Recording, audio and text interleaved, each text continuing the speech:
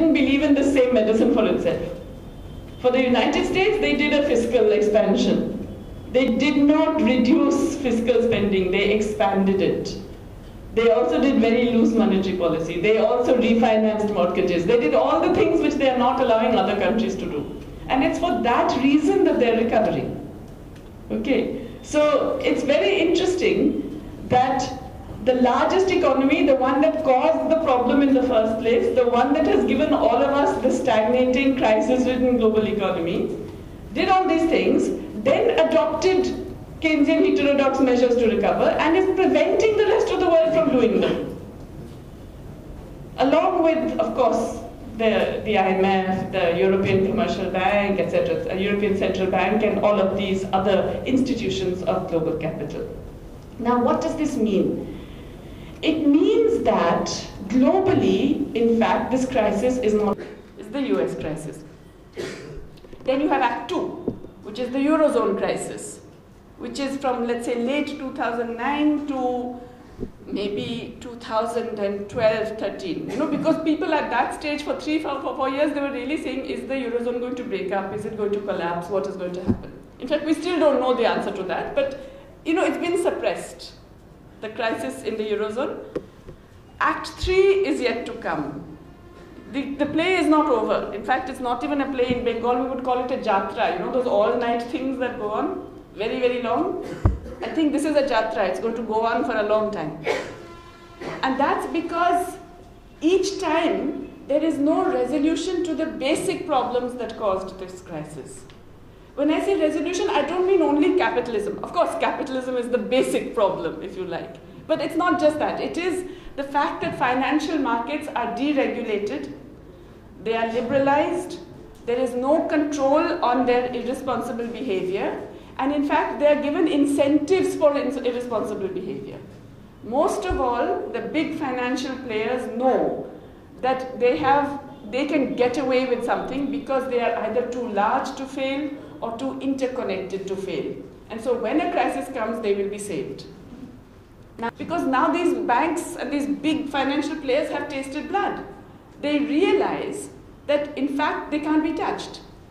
And their political power is undiminished. It's not only that they are very large and interconnected and you know, everyone wants to avoid another financial crisis like the one that followed Lehman Brothers. It's not just that.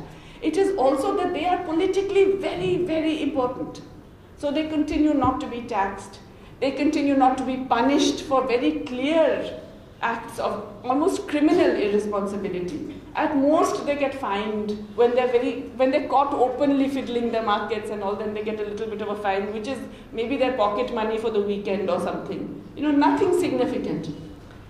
As long as this continues, we will keep lurching from financial crisis to crisis. It's just that the location will change. But each of these crises will have implications for everybody else, even countries that thought they had nothing to do with that. I mean, why should a university in Malaysia have any relationship with the US housing market? Because of the global interconnectedness of finance, some poor professor of political science has got a pension, next day he doesn't have a pension because of this nature of interconnectedness. So what do we have today? We have a global economy that is slowing. The United States is recovering, yes, but the United States recovery is based, in fact, on reducing its current account deficit. Okay? It is importing less and exporting more. So as a source of demand for the global economy, it's shrinking. Eurozone, I've told you about it, it's a mess, and it is stagnating. So they are very happy when the GDP grows at all.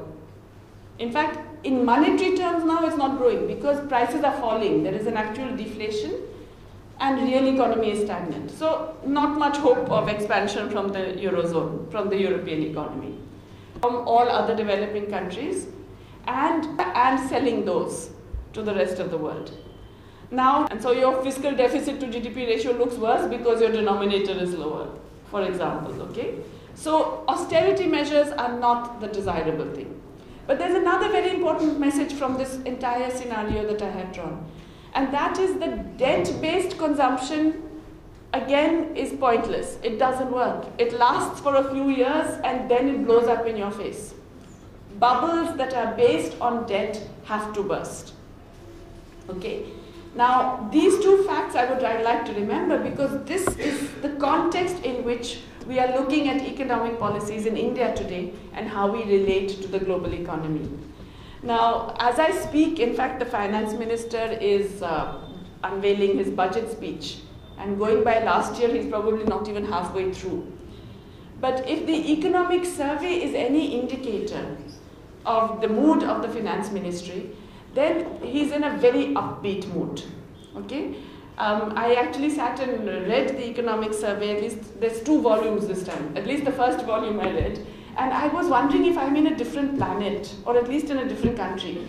Because this is an unrelentingly optimistic document. It is saying that everything is now fine for the Indian economy. Okay? He calls it a sweet spot. The Indian economy is now in a sweet spot. Okay, so the sweet spot, one part of that spot is absolutely sweet, which is the low oil prices, for sure. But then they're saying, look, we're growing so fast. Now we are growing 7.1% with some new GDP figures that nobody can figure out how they got.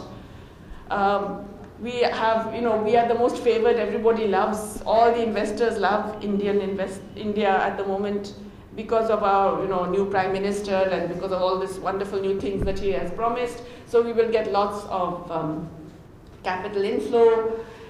Then we now have these wonderful new schemes that nobody had ever thought of before, like Make in India and Swachh Bharat and so on and so forth. So that is also going to transform India. So now nothing can stop us. Okay? And what is the basis of that expansion? It is foreign capital that will come in and produce for the global market. Make in India for the world. This is the strategy. Now to do that, what do you have to do? You have to make things easier for foreign capital. So you have to give them land cheaply, the land acquisition ordinance. You have to give them fiscal incentives. So for example, no retrospective taxation, no problem. Vodafone case, they can break as many laws as they want. We will not tax you too much. We will go slow on transfer pricing cases. We will look the other way if you're doing a little bit of criminal practices because, it's better you come than you don't come. Okay? Incentives to capital, domestic and foreign, to produce in India. Public-private partnerships. Now, the UPA government has tried that, right? That was their big thing also. In fact, this whole Make in India strategy, if you look at it, it's identical to the national manufacturing policy of the UPA government, which they rolled out in 2012. But UPA government was very bad at PR, especially UPA 2. Really bad at PR. So I don't think you've even heard of this national manufacturing policy, have you? Make in India is the same policy, but it's packaged much more. Very beautifully packaged, wonderful website, and of course, then lots of announcements and lots of advertising and so on. This strategy is based fundamentally on public-private partnerships. Now, what's a public-private partnership? I can tell you what it means on the ground in India. It means the public sector takes the risks and pays for the risks. The private sector takes the profits. Okay? Now, the trouble is that even with that scenario, it didn't work. Okay? The 11th plan, it said we're going to build, 80,000 kilometers of rail lines and roads to every village, etc. with public-private partnership. Finally, not even 20% of that was reached. The private sector would build a little bit, then they'd say, no, we want more incentives, this is not enough. So you give us more, only then we'll finish it. Okay? So we still now have half-built roads, we have half-built petroleum refineries, we have half-built power generation equipment because the private sector does a little bit and then says, no, not enough, give us more. To the point where it has been calculated by the Planning Commission that for some of these road projects, it would have been cheaper for the government to just go and make the road. Instead of giving this big incentive, offering all these incentives to the private sector, which then builds half the road. So if we had forgotten about PPP and just gone there with public investment, we would have actually got better results. However, Make in India has the same. Give the incentives to the big corporates, give public-private partnerships, and they will come and sort everything out. Now, this Make in India strategy and the overall economic strategy is in fact very similar to the strategy that was followed by the state government of Gujarat, which is not surprising, right? Because that is what he based his electoral success on. Now, again, this is a triumph of PR, right, of advertising, because the experience in Gujarat has really been nothing like what is presented to people in the rest of the country. And I want to just, I know it's wandering from the point, but I want to mention it because it's important. We don't know what has happened. That, you know, Gujarat is one of the richer states of India. Per capita income is in the top 5 states of India, okay? Gujarat is one of the most industrialized states of India. It has the ports, it has natural resources, it has all these advantages, okay? And Gujarat had a solid GDP growth rate. Did you know that Gujarat also has one of the lowest wages in the country? One of the lowest wages in the country, you know? Really, I mean, and one of the lowest days of employment in rural Gujarat, and one of the largest gender gaps in wages. So the huge growth that was talked about was basically using Gujarat's mineral resources and its geographical advantages combined with massive subsidies given to private investors. You know, a lot is made of how the Tata Nano car moved. The production moved from Singur in West Bengal to Gujarat. It's true, they got land, Katak. Huh? No protesters went to Gujarat to protest about the land grab there. Instead of 1,000 acres or 1,100 acres in Singur, they were given 3,000 acres immediately in Gujarat. No protesters went to complain about the land grab that must have happened there. But in addition, and this is the part that people don't know, every nano car that is produced in Gujarat costs the government of Gujarat 90,000 rupees in subsidy. The cost of that car is 1.1 lakhs. Huh? 90,000 rupees subsidy the government of Gujarat provides for making that car. That's the kind of incentives that are given to large capital. Okay? Now, what does that mean? How do you pay for that huge subsidy? Well, the state government of Gujarat has run up a huge debt. In fact, under Mr. Modi's tenure, the debt of the state government of Gujarat increased, I think, tripled. So it is now nearly 60,000 crore. I forget the exact number, but it's a very large number. This is not a sustainable model for the whole country. Because you can do it in a state, how are you going to do it for the entire economy? You cannot provide that level of subsidy. It will show in your deficit. It will show in your debt to GDP ratios. Okay?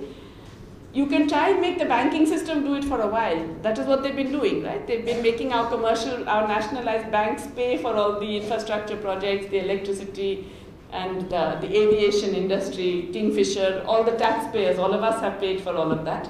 But you can't do that beyond a point. Again, that's a bubble that will burst.